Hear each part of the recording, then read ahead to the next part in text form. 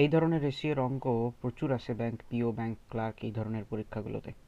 A container contains 117 kg of mixture wheat flour and rice flour in the ratio 2:1. If 45 kg of mixture taken out from the container and then 28 kg of wheat flour added to it, then what will be the percentage of rice flour in the final mixture?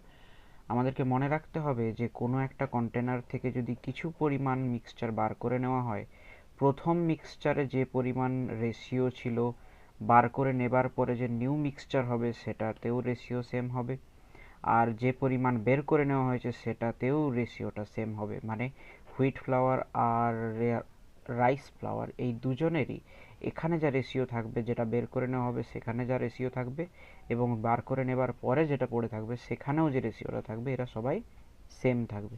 তাহলে প্রথমে দেওয়া ছিল কত, 117 KG. 117 KG ছিল total কন্টেনারে।